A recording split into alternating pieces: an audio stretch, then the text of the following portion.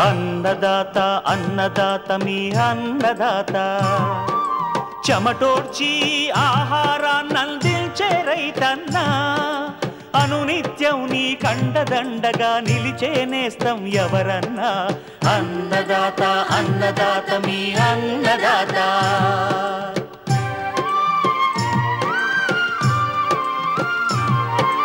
నూతన రీతుల సాగుబడికి నూరింతలు పెరిగే దిగుబడికి సూచనలిచ్చే సస్య రక్షణకు పశు పోషణకి శాస్త్ర విజ్ఞానం అందించి ముందుకు నడిపే తెలుగు రైతు భారతదేశానికి మకుటం అయ్యేలా తీర్చిదిద్దే ఆశయంతో మిమ్ము మేలు కొలిపేది అన్నదాత అన్నదాత అన్నదాత మీ అన్నదాత అన్నదాత అన్నదాత మీ అన్నదాత.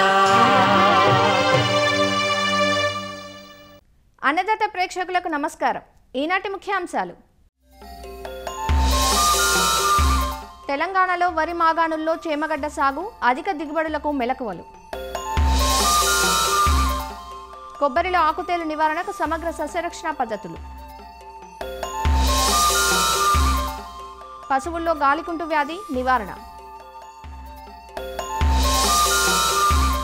ఇంకా జై కిసాన్ వ్యవసాయ సమాచారం.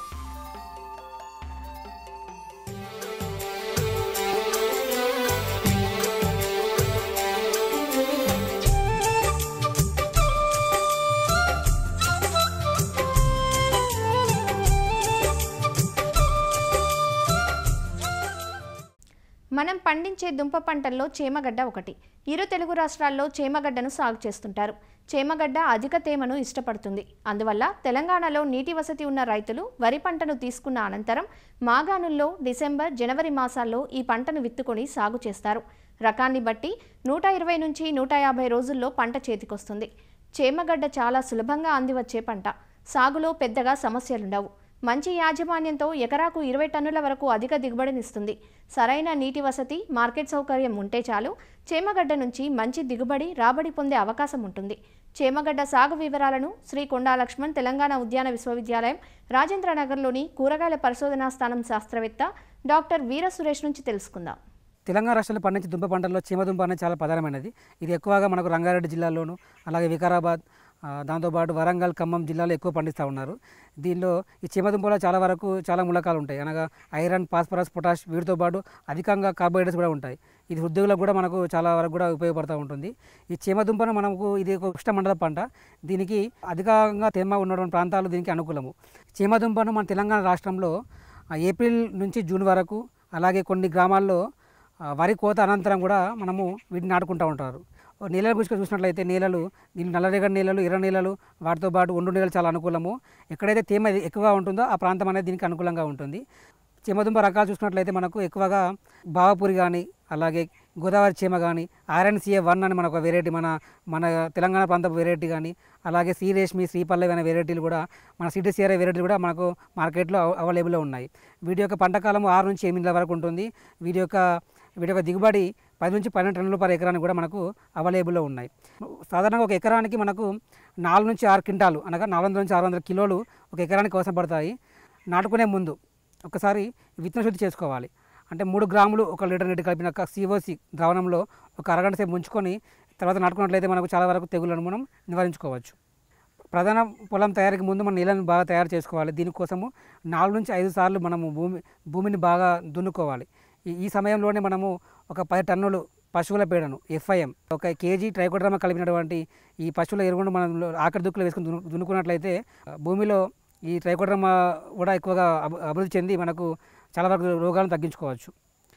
దాని తర్వాత మనము నారు మల్లుగా విభజించుకోవాలి. 10 సెంటీమీటర్ల లోతుల్లో వరుస మధ్య 45, అలాగే మొక్కకి మధ్య 30 సెంటీమీటర్ల దూరంతో చీమదుంపలను నాటుకోవచ్చు. ఎరువుల విషయానికి వస్తే సాధారణంగా మనము దున్నుకునేటప్పుడే 24 కేజీల బాసమతి ఎరువులను కూడా వేసుకొని బాగా దున్నుకోవాలి. విత్తనం నాటుకున్నాక 2 దఫాలుగా 45 కేజీల నత్రజని ఎరువులను, అలాగే 45 కేజీల పొటాషియం ఎరువులను కూడా మనం 30 రోజులకు ఒకసారి, అలాగే 60 రోజులకు ఒకసారి మనం వేసుకోవాలి. అంతర్కృషి విషయానికి వస్తే 30 రోజులు, 45 రోజులు, 60 రోజులు, 90 రోజుల వ్యవధిలో మనము కూలీలను పెట్టి కొంచెం మనుషుల ద్వారా వీడిని తీసుకొని మట్టిని పైకి ఎగవేసుకుంటూ ఉండాలి. దీనివల్ల మనకు కలుపు అనేది నివారించుకోవచ్చు. నీటి యాజమాన్య విషయానికి వస్తే ఇది మనకు తేమ అధికంగా ఇష్టపడే మొక్క కాబట్టి మొక్క నాటాక ఒక 2 రోజుల వ్యవధిలో ప్రతి వారం కూడా ఇవ్వాలి. దాని తర్వాత వారానికి ఒకసారి ఇచ్చుకుంటూ వెళ్ళి మనకు ఎక్కువ తేమ ఉండేట్టు చూసుకోవాలి. అప్పుడు దీని యొక్క పెరుగుదల కూడా ఎక్కువగా ఉంటుంది. ఈ తెగుల విషయానికి వస్తే దీనిలో ఎక్కువగా వచ్చే తెగులు వచ్చేసి ఆకుమాడు తెగులు. దీని ఇంగ్లీష్లో ఫైటోప్తెరా లీబేట్ అంటూ ఉంటాం. ఇది ముఖ్యంగా గోధుమ వర్ణ రంగులో మారి వచ్చేస్తుంది. దాని తర్వాత మెల్లమెల్లగా స్ప్రెడ్ అయిపోయి ఆకుల అంచుల వెంబడి మొత్తం కూడా ఇట్లా ఎండిపోయి ఆకు మొత్తం కూడా చనిపోయే అవకాశం ఎక్కువ ఉంటుంది. దీన్ని నివారించుకోవడానికి మ్యాంకోజెబ్ 2.5 గ్రాములు లేదా మెట్లాక్సిల్ 2 గ్రాములు 1 లీటర్ నీటి కలిపి పిచికారి చేసుకున్నట్టయితే దీన్ని నివారించుకోవచ్చు. ఈ చీమదుంపలో వచ్చే చీడపీడల్లో ఈ పేనుబంక అంటే మన ఇంగ్లీష్లో ఎఫిడ్స్ అంటూ ఉంటాము. ఇది చాలా ప్రధానమైనది. ఆకుల పైభాగంలో లేదా కింది భాగంలో చేరి రసం పీల్చి కూడా ఆకులను కూడా మొద్దుబారి పడేలా గిడసబారి పడేలా చేస్తూ ఉంటాయి. కొన్ని సందర్భాల్లో ఈ దశిన్ మొజాయిక్ వైరస్ అనే తెగులను కూడా వ్యాప్తి చెందించే అవకాశం కూడా ఉంటుంది. ఈ తెగులు సోకిన మొక్క యొక్క ఆకు కూడా మొత్తం కూడా ఆకు అంతా ముడుచుకొని పోయి కళావిహీనంగా మారి ఎండిపోయే ప్రమాదం కూడా ఎక్కువగా ఉంటుంది. దీన్ని నివారించుకోవడానికి డైమిథియోడ్ అంటే 2 ml per లీటర్ లేదా ఫిప్రోనిల్ 2 ml per లీటర్ లేదా ఇమిడాక్లోపిడ్ 0.3 ml per లీటర్ మనం పిచికారి చేసుకున్నట్లయితే దీన్ని నివారించుకోవచ్చు. సాధారణంగా చీమదుంప అనే పంట అనేది సాధారణంగా 6 నుంచి 8 నెలల్లో మనకు చేతికి పంట అనేది కోతకు వస్తుంది. పంట కోతకు వచ్చాక ఆకులన్నీ కూడా పసుపు వర్ణంలోకి మారి కిందికి పడిపోతూ ఉంటాయి అన్నమాట. ఆ సందర్భంలో మనము కొడవలు పెట్టుకొని తీసుకొని మనము మార్కెట్కి పంపించుకోవచ్చు. ఒకవేళ మనకు మార్కెట్లో దిగుబడి రేటు సరిగా రాని సందర్భంలో ఒక ఇరిగేషన్ ఒక నీటి తాడి ఇచ్చేసి కూడా మనం ఒక వారం రోజుల వరకు కూడా దీన్ని ఎక్స్టెండ్ చేసుకోవడానికి అవకాశం ఉంటుంది.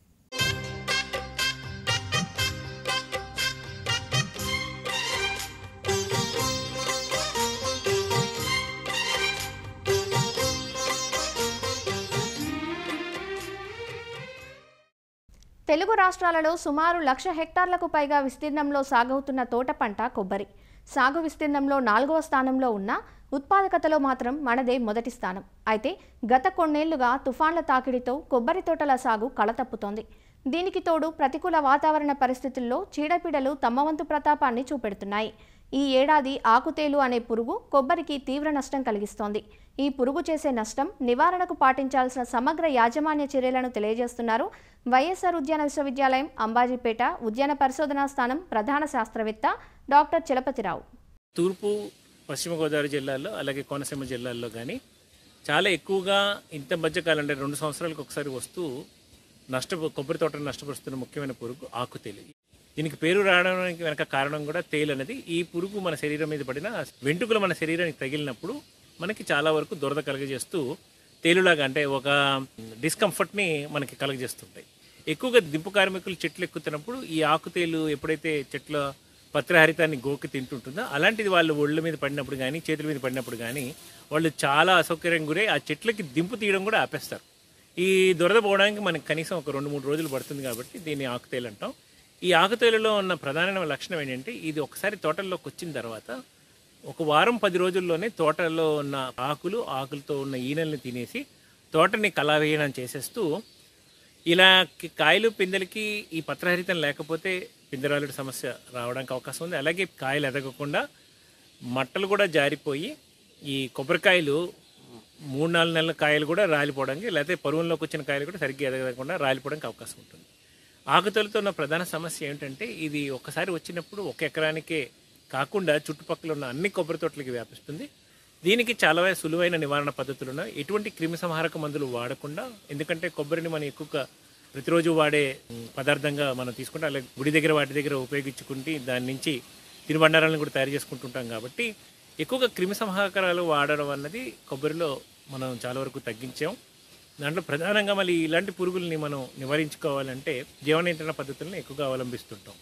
ఈ జీవ నియంత్రణ పద్ధతుల్లో ఉద్యాన పరిశోధన స్థానం అంబాజీపేట వాళ్ళు కనిపెట్టిన పెడోబిస్ ఇంబ్రియస్ అనే ఒక మిత్ర పురుగుని మనం అధిక సంఖ్యలో మన ప్రయోగశాలలో ఉత్పత్తి చేస్తున్నాం. రైతులకి అవసరమైనప్పుడు వీటి యొక్క మిత్ర పురుగుల్ని వాళ్ళకి తక్కువ ఖర్చు అందుబాటులోకి తీసుకొచ్చి వాళ్ళ తోటల్లో ఎకరానికి 600 పురుగులు విడుదల చేసుకుంటే మనకి 15 నుంచి 25 రోజుల్లో ఈ మిత్ర పురుగు విడుదల చేసిన తోటల్లో చాలా సమర్థవంతంగా ఆకుతేలి యొక్క పిల్ల పురుగులు నాశనం చేయడం గమనించడం జరిగింది. అలాగే తల్లి పురుగులు మళ్ళీ మన కోశస్థ దశల నుంచి వెలువడి మళ్ళీ గుడ్లు పెట్టి మళ్ళీ పిల్ల పురుగుల్ని తయారు చేసే అవకాశం ఉంది. కాబట్టి తల్లి పురుగుల నివారణకి దీపపు ఎరలు 200 వాట్ల దీపపు ఎరలు ఎకరానికి 3 చొప్పున 1.5 అడుగు ఎత్తులో కిందన ఒక టబ్బు పెట్టుకుని అందులో నీళ్లు పోసుకుని పెట్టుకుంటే తల్లి పురుగులు రాత్రి 11 నుంచి 1 గంట వరకు ఆ సమయంలో ఎక్కువగా ఆకర్షింపబడి ఆ నీటి తొట్టల్లో పడి చనిపోవడం జరుగుతుంది. ఎప్పుడైతే మనం తల్లి పురుగుల్ని నివారించుకోగలుగుతామో తదుపరి సంతానోత్పత్తి జరగక తోటల్లో ఈ యొక్క పిల్ల పురుగుల యొక్క దశలు క్రమేపీ తగ్గిపోయే అవకాశం ఉంది. ఎక్కడైతే పిచికారీకి అనుకూలంగా ఉందో, ఎక్కడైతే ఈ యొక్క పురుగు యొక్క తీవ్రత చాలా ఎక్కువగా ఉందో అలాంటి చోట్ల తప్పనిసరి పరిస్థితుల్లో అయితే మనం గ్రీన్ లేబుల్ ఇన్సెక్టిసైడ్ క్లోరానిథిప్రోల్ అని ఉంది, కలుపుకొని పిచికారీ చేసుకుంటే చాలా సమర్థవంతంగా దీన్ని నివారించుకోవచ్చు. అలాగే బీటీ మందు అంటే బ్యాసిలస్ థురింజిసిస్ అనే మందు లీటర్కి 1 గ్రాము కలుపుకొని కూడా పిచికారీ చేసుకోగలిగితే చాలా సమర్థవంతంగా దీన్ని నివారించుకోవచ్చు. తోటల్లో ఉందా లేదని గమనించుకోవడానికి ఏంటంటే రైతులు ఒకసారి ఆకుల యొక్క కొస భాగాలు చూస్తే అక్కడ కొరికేసి ఉండడం, ఈయన కట్టు ఇటు ఉండే ఆకు భాగం లేకపోవడం, అలాగే చెట్టుపై నుంచి టీ పొడి లాంటి పదార్థం చెట్టు మొదల్లో కానీ మళ్ళీ లేకపోతే మన తోటల్లో వెళ్తున్నప్పుడు మన మీద పడడం గమనిస్తుంటాం. ఇలాంటి సమయాల్లో రైతులు అశ్రద్ధ చేయకుండా విజ్ఞాన పరిశోధన మధ్యపెట్టని దగ్గరలో ఉన్న ఆర్బీకే వాళ్ళని సహకరించి వాళ్ళ యొక్క తోటల్లో ఈ ఆకుతేలి యొక్క స్థితిని గమనించి మిత్ర పురుగుల ద్వారా దీపపీరల ద్వారా తక్కువ సమయంలోనే సమర్థవంతంగా నివారించుకోవడానికి అవకాశం ఉంటుంది.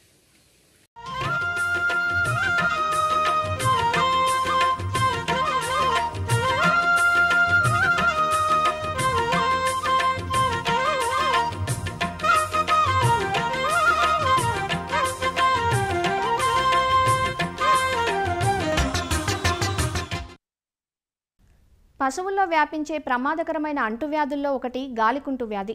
పశువుల్లోనే కాక జీవాల్లోనూ ఇది కనిపిస్తుంది. ఈ వ్యాధిని ఫుట్ అండ్ మౌత్ డిజీజ్గా ఎఫ్ఎండిగా వ్యవహరిస్తారు. ఇది వైరస్ వల్ల వ్యాపించే వ్యాధి. నోట్లోనూ కాలిగిట్టల్లోనూ పుళ్ళు ఏర్పడటం వ్యాధి ప్రధాన లక్షణం. దీంతో పశువులు కుంటుతాయి. ఒక పశువు నుంచి మరో పశువుకు దాణా ద్వారా, తాగునీటి ద్వారా తేలిగ్గా వ్యాపిస్తుంది. చికిత్స కన్నా నివారణ ముఖ్యం కాబట్టి గాలికుంటు వ్యాధి వ్యాపించకుండా ముందుగానే పశువులకు టీకాలు ఇప్పించాలి. గాలికుంటు వ్యాధి లక్షణాలు, నివారణకు టీకాల ఆవశ్యకత గురించి వివరిస్తున్నారు రంగారెడ్డి జిల్లా హైత్నగర్ మండల పశు వైద్యాధికారి డాక్టర్ ఆనంద్ రెడ్డి. పశువులకు వచ్చే అతి సాధారణ వ్యాధులలో అతి ముఖ్యమైన వ్యాధి గాలికుంటు వ్యాధి. ఇది ఒక అతి సూక్ష్మమైన వైరస్, పికార్నో వైరస్ ద్వారా పశువులకు వస్తుంది. ఏ పశువులకు వస్తుందని చూస్తే ఈ గాలికుంటు వ్యాధి చీలిన డెక్కలు కలిగిన ప్రతి పశువుకు ఈ గాలికుంటు వ్యాధి వస్తుంది. బర్రెలు, ఆవులు, తర్వాత గొర్రెలు, మేకలు, పందులు, ఏనుగు, జింకలు ఇట్లాంటి వాటిలలో కూడా ఈ గాలికుంటు వ్యాధి సోకుతుంది. అయితే ఈ గాలికుంటు వ్యాధి అతి సూక్ష్మమైన వైరస్ ద్వారా సోకుతుంది. ఈ సోకే విధానం ఒక పశువు నుంచి ఇంకొక పశువుకు డైరెక్ట్గా కానీ ఇండైరెక్ట్గా కానీ సోకవచ్చు. అంటే ఒక గాలికుంటు వ్యాధి సోకిన పశువు చొంగ కారుస్తూ ఉంటుంది. దాంట్లో ఉన్న చిన్న సూక్ష్మ బిందువులు గాలిలో కలిసి వాటిని ఫొమైట్స్ అంటారు. ఈ గాలి ద్వారా చాలా దూరం వరకు వెళ్తుంది. అందుకనే ఇది ఒక చోట ప్రబలితే చాలా ఫాస్ట్గా స్ప్రెడ్ అయి వేరే ప్రాంతాలకు కూడా ఈ గాలికుంటు వ్యాధి అనేది సోకుతుంది. అలాగే ఒక ఫామ్లో ఉన్న గాలికుంటు ఉంటే ఆ ఫామ్లో వ్యక్తి అక్కడ ఉండి ఇంకో ఫామ్కి వెళ్ళినప్పుడు అతని కాళ్ళ ద్వారా, తర్వాత మేత ద్వారా, తర్వాత పేడ ద్వారా వెళ్ళడం జరుగుతుంది. కాబట్టి ఇది అత్యంత వేగంగా ప్రబలి అత్యంత ఎక్కువ నష్టాన్ని రైతులకు అంటే పశువులకు కలిగిస్తుంది. మొదటగా జ్వరం విపరీతంగా 104 నుంచి 107 డిగ్రీల వరకు కూడా జ్వరం ఉంటుంది. వణకడం ఉంటుంది, మామూలు షీవరింగ్ అంటారు. అలాగే కళ్ళు ఎర్రబడము, కండ్ల నుండి ఊసు కారడం కూడా జరుగుతుంది. ఫోమ్ లెక్క నోటి నుంచి చొంగ కారడం కిందికి జరుగుతుంది. నెక్స్ట్ డే కాలు కుంటడం, అంటే నడుస్తుంటే 4 కాళ్ళు కుంటడం స్టార్ట్ అయ్యింది. దాన్నే మామూలుగా తెలుగులో దొగ్గాడినట్టు నడుస్తుందని తెలంగాణ భాషలో అంటారు. తర్వాత నెక్స్ట్ డే వరకల్లా ఈ నోట్లో కానీ తర్వాత కాళ్ళల్లో కానీ పుండ్లు రావడం జరుగుతుంది. కాలి డెక్కెలు ఉంటుంది. అలాగే నోటిలో నాలికల పైన, పెదవుల పైన, ముట్టె పైన చిన్న చిన్న పుండ్లు వచ్చి నోరు మొత్తం చెడిపోవడం జరుగుతుంది. ఎస్పెషల్లీ ఆవులలో ఈవెన్ పొదుగు పైన పుండ్లు రావడము, అలాగే టీట్స్ పైన పుండ్లు వచ్చి ఆ టీట్స్ కూడా ఖరాబు కావడం జరుగుతుంటుంది. చిన్న దూడలలో ఈ గాలికుంటు వ్యాధి గుండెకు కూడా పోయడం జరగడం వల్ల గుండె కండరాలు దెబ్బతిని అకస్మాత్తుగా మరణించడం జరుగుతుంది. పెద్ద పశువులలో మరణాలు తక్కువ ఉంటాయి, కానీ చిన్న దూడలలో 1 మంత్ బిలే దూడలలో విపరీతంగా మరణాలు కూడా సంభవిస్తాయి. అలాగే ఈ పెద్ద పశువులలో కూడా భారతదేశ బ్రీడ్స్ ఎక్కువగా తట్టుకుంటాయి. ఎక్కువ పాలిచ్చే రకాలైన ప్యూర్ హెచ్ఎఫ్ ప్యూర్ జెర్సీలలో ఈ గాలికుంటు వ్యాధి తీవ్రత విపరీతంగా ఉండడం వల్ల కొన్ని పశువులు చనిపోవడం కూడా జరుగుతుంది. ఈ గాలికుంటు వ్యాధికి ప్రపంచంలో 7 రకాలమైన స్ట్రెయిన్స్ ఉన్నాయి. ఓఏసి, ఏషియా 1, శాట్ 1, శాట్ 2, శాట్ 3 ఈ 7 రకాల స్ట్రెయిన్స్ ఉన్నాయి. మన భారతదేశంలో 4 రకాల స్ట్రెయిన్స్ వల్ల వస్తున్నది ఓఏసి, ఏషియా 1. ఈ 4 రకాల స్ట్రెయిన్స్కు మన భారతదేశంలో టీకాలు తయారు చేయబడినవి. కేంద్ర రాష్ట్ర ప్రభుత్వాల ఆధ్వర్యంలో ప్రతి 6 నెలలకు ఒకసారి ఈ గాలికుంటు టీకాలు ఉచితంగా పశువైద్యాధికారులు ఇస్తున్నారు. కాబట్టి రైతులు ఈ టీకాలు ప్రతి సంవత్సరం 2 సార్లు వేయడం వల్ల తొలగించవచ్చు. కొందరు రైతులు ఈ గాలికుంటు టీకాలు వేసినప్పుడు పాలు తగ్గుతుంటాయని కొన్ని అపోహలతో వేయించుకోవడం లేదు. పాలు తగ్గడం అనేది కొన్నిట్లలో జరుగుతుంది. అది కూడా ఒక 3 నుంచి 4 రోజులలో తగ్గి తర్వాత పెరగడం జరుగుతుంది. కాబట్టి రైతు సోదరులు ప్రతి సంవత్సరం 2 సార్లు వేయించుకోవాలి. ఒకవేళ మన ఫామ్లో మన బర్రెకి ఇట్లాంటి లక్షణాలు కనిపిస్తే ఇమ్మీడియట్గా దగ్గరలోని పశువైద్యాధికి తెలియజేయాలి. ఒకవేళ ఈ గాలికుంటు పాకలో వస్తే పశువులకు వస్తే కంపల్సరిగా ఆ పశువుల పాకను సోడియం హైడ్రాక్సైడ్, దాన్నే చాకలి సోడా అని అంటాము, ఈ చాకలి సోడా చల్లడం ద్వారా అక్కడ ఆ క్రిములను, వైరస్ క్రిములను చాలా ఫాస్ట్గా చాకలి సోడా చంపివేస్తుంది. కాబట్టి ఫర్దర్గా వేరే ఫామ్లోకి స్ప్రెడ్ కాకుండా ఉండడం జరుగుతుంది. తర్వాత ఈ గాలికుంటు సోకిన పశువును మంద నుంచి దూరంగా కట్టివేయడం జరగాలి. మేసిన మేతను తగలబెట్టి తర్వాత అక్కడ అది ఉన్న చోట చాకలి సోడా ద్వారా కడగడం వల్ల ఈ రోగాన్ని ఫర్దర్గా స్ప్రెడ్ కాకుండా చేసే అవకాశం కూడా ఉంటుంది. తర్వాత రోగం వచ్చిన పశువులకు కంపల్సరిగా వాటికి ఏంటంటే నోట్లో పుండ్లు ఉంటాయి. కాబట్టి ప్రాథమిక చికిత్సలో భాగంగా పొటాషియం పరమాంగనేట్తోని కాళ్ళని తర్వాత నోరుని కడగాలి. తర్వాత బోరిక్ యాసిడ్, గ్లిజరిన్ కలిసి నోట్లో కానీ తర్వాత కాళ్ళల్లో కానీ పుయ్యాలి. అలాగే ఈ వేప నూనె కాళ్ళల్లో వేయడం వల్ల పుండ్లు తొందరగా మాని అలాగే పురుగులు పడకుండా చేసుకోవచ్చు. తర్వాత పశువైద్య అనే సలహా ప్రకారం చికిత్స చేయించాలి.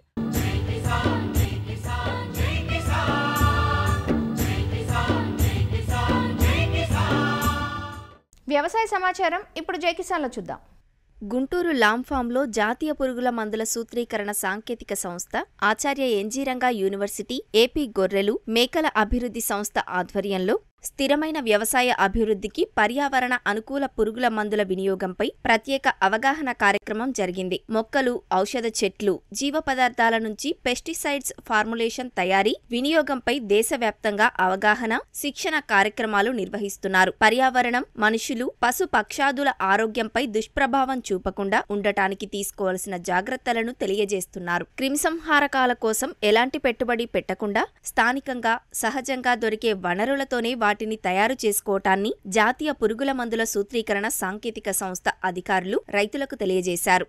ఈ సంస్థ భారత ప్రభుత్వం యొక్క కేంద్ర రసాయనాలు మరియు ఎరువుల మంత్రిత్వ శాఖ ఆధీనంలో నడుస్తుంది. మన గుంటూరు అగ్రికల్చర్ యూనివర్సిటీలో రైతులకి ఈ పెస్టిసైడ్ గురించి, వాటి ఉపయోగాలు, దురుపయోగాలు మరియు బొటానికల్ పెస్టిసైడ్స్ అంటే మన మొక్కల నుంచి, చెట్ల నుంచి మరియు జీవ పదార్థాల నుంచి పెస్టిసైడ్ ఫార్ములేషన్ తయారు చేసి వాటిని మన పొలంలో వాడటానికి ఎట్లా ఉపయోగిస్తాము, దానివల్ల మనకి కలిగే ఉపయోగాలు ఏంటి, దానివల్ల మన పర్యావరణాన్ని కానీ మన మానవుల యొక్క ఆరోగ్యానికి కానీ ఉపయోగపడే విధంగా ఆ పెస్టిసైడ్స్ ఎలా వాడచ్చు. అంతేకాకుండా మనం జీరో బడ్జెట్ ఫార్మింగ్ అనే కాన్సెప్టులో మన దగ్గర దొరికే మొక్కలు, చెట్లు వాటి నుంచి అప్పటికప్పుడే మనం పెస్టిసైడ్ ఫార్ములేషన్ తయారు చేసుకొని వాటిని పొలంలో ఎట్లా వాడగలుగుతాము అనే వాటి మీద అవగాహన కల్పిస్తున్నాము. మనం ఇంతకుముందు సింథటిక్ పెస్టిసైడ్స్ వాడుతున్నాము. సో వాటి వాడకంలో కూడా మనం గణనీయంగా చాలా తక్కువగానే వాడుతున్నాం. మనం 0.6 గ్రామ్ పర్ హెక్టార్కే వాడుతున్నాం మన స్టాటిస్టిక్స్ ప్రకారం. కానీ ఒక్కొక్కసారి ఏమవుతుందంటే దాన్ని ఎక్కువ పరిణామంలో పిచికారీ చేసినప్పుడు అది మనకి అది నేలలోకి వెళ్ళి నేల నుంచి మనం తాగే నీటిలోకి వచ్చి తాగే నీటిలోంచి మనం తినే ఆహారంలోకి వస్తూ ఉంటుంది. సో వాటి వల్ల అప్పుడప్పుడు మనకు కొంచెం ఆరోగ్యం మీద ప్రభావం పడుతుంది. సో వాటిని నిరోధించడానికి వాటి మోతాదును తగ్గించడం ఒకటి, ఇంకొకటి మన బయోపెస్టిసైడ్స్ తయారు చేస్తే అవి మనం పర్యావరణంలో మన దగ్గర దొరికే మొక్కల నుంచి తయారు చేస్తున్నాం కాబట్టి అవి మనకి ఏమాత్రం హానికరం కాకుండా ఉంటాయి. పంటల్లో ప్రస్తుతం వినియోగిస్తున్న అధిక రసాయనాల వినియోగం పశువులకు చాలా ప్రమాదకరంగా పరిణమిస్తోంది. రసాయనాలు చల్లిన పొలంలో మేతలను తిన్న పశువులు అనారోగ్యం బారిన పడుతున్నాయి. పశువుల నుంచి వచ్చే పాలు, మాంసంలో కూడా అవశేషాలు కలగలిసి ఉండటంతో మనుషుల ఆరోగ్యం దెబ్బతింటోంది. అందువల్ల రసాయనాలను నిర్దేశిత మోతాదు మేరకే వాడాల్సిన అవసరం ఉందని పశుసంవర్ధక శాఖ అధికారులు చెబుతున్నారు. మేకలు, గొర్రెలు, అదేవిధంగా పెద్ద పశువులు, గేదెలు, ఆవులు కూడా వ్యవసాయ మిగులు వాటి మీదనే అవి ఎక్కువగా బతుకుతున్నాయి. అదేవిధంగా మనం వాటికి ఉపయోగించే దానాలు, మిశ్రమ ఆహార ఉత్పత్తులు ఏవైతే మనం వాటికి వేస్తున్నామో ఈరోజు సైలేజ్ కానీ టీఎంఆర్ అని, వీటన్నిటిని కూడా మనము పంట పొలాల నుంచే తీసుకుంటున్నాము. అయితే అధిక ఉత్పత్తులు సాధించడానికి రైతాంగం ఈ రోజున ఎక్కువగా రసాయనిక ఎరువులు, అదేవిధంగా పురుగు మందులు కూడా వాడుతున్నారు. వీటిని మోతాదు మించి వాడటం వలన వీటిలో ఉన్న విషతుల్య పదార్థాలన్నింటిని కూడా మనము భూమి ద్వారా కానీ, పంట ద్వారా కానీ, లేదు వీటి ఉత్పత్తులైన మాంసము, పాలు, గ్రుడ్లు వీటి ద్వారా మళ్ళీ తిరిగి మానవ శరీరంలోకి ప్రవేశించి తిరిగి మనము ఆ రసాయనిక ప్రభావానికి లోనయ్యి అనేక రకాలైన రుగ్మతలకి అంటే వ్యాధులకు గురవుతున్నాము. ఇది మానవాళికి రాబోయే రోజుల్లో మరింత ప్రమాదకరంగా పొంచి ఉండే అవకాశం ఉంది. కాబట్టి మోతాదును మించిన రసాయనిక ఎరువులు కానీ, మోతాదును మించిన పురుగు మందులు కానీ వాడటం వల్ల ఆ దుష్ఫలితాలు తిరిగి మనమే అనుభవించే అవకాశం ఉంది. కాబట్టి దిగుబడికి కావలసినంత వ్యవసాయ అధికారులు, అదేవిధంగా శాస్త్రవేత్తలు సూచించిన మోతాదులో మాత్రమే వీటిని ఉపయోగించి మనం ఉత్పత్తులను తీసుకుంటూ మన ఆరోగ్యాన్ని కూడా మనం కాపాడుకోవాల్సిన అవసరం ఎంతైనా ఉంది.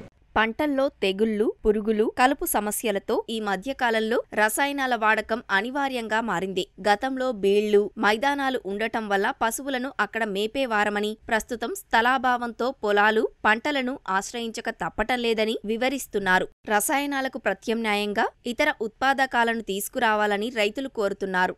కెమికల్స్ వాడకపోతే పంటలేం పండట్లా, దానివల్ల మరి కెమికల్స్ కంపల్సరీగా వాడాల్సి వస్తుంది. ఆ పంట మనుషులు తిన్నా, ఆ గాసం మేకలు, గొర్రెలు, పశువులు తిన్నా వాటికి కూడా కెమికల్స్ ఆ ప్రభావం వాటి వల్ల పడుతుంది. ఈ దేశాల ఎక్స్పోర్ట్ కూడా కొన్ని తగ్గించారు మన ఈ కెమికల్స్ ఎక్కువ. కాలుష్యం బాగా పెరిగిపోయింది. అది ఎందువల్ల అంటే రైతులు వారి యొక్క అవసరాల నిమిత్తం కింద ఈ గడ్డి మందులు కొడతా ఉన్నారు పొలాల్లో. ఈ గడ్డి మందులు కొట్టినటువంటి ఆ అవశేషాలు ఆ గడ్డిలో ఉండి పశువులు అటు వెళ్ళినప్పుడు మేత మేస్తున్నాయి. ఆ మేత మేసిన వల్ల దేహంలో ఆ యొక్క అవశేషాలు ఉంటున్నాయి. దానివల్ల ఈ మాంసం ఉత్పత్తి కూడా ఇతర దేశాల వాళ్ళు వద్దంటున్నారు మన మాంసాన్ని. అయితే దీనికి ప్రత్యామ్నాయ మార్గాలు మన సైంటిస్టులు వాళ్ళు చేసే పని వాళ్ళు చేస్తున్నారు. అయితే మన రైతులు కూడా సహకరించాలా, మన యొక్క జీవన విధానాన్ని మార్చుకోవాలా. అది ఎలాగంటే గతంలో మనం ఒక పంట వేస్తే దానిలో అంతర పంటలుగా మినుము, కంది పెట్టుకునేవాళ్ళం. అలాగే ఏ పంట అయినా వేయనియండి దాంట్లో అంతర పంట పెట్టుకునేవాళ్ళం. ఈ అంతర పంటల వల్ల పశుగ్రాసానికి ఇబ్బంది లేకుండా ఉండేది. అలాగే ప్రత్యామ్నాయ మార్గంగా ఆ పైర్ల మీద ఆశించే చీడపీడలు కూడా తట్టుకునేది. ఈ తతిమ ఉన్న అంతర పంట తట్టుకునే దానికి ప్రత్యామ్నాయ మార్గం.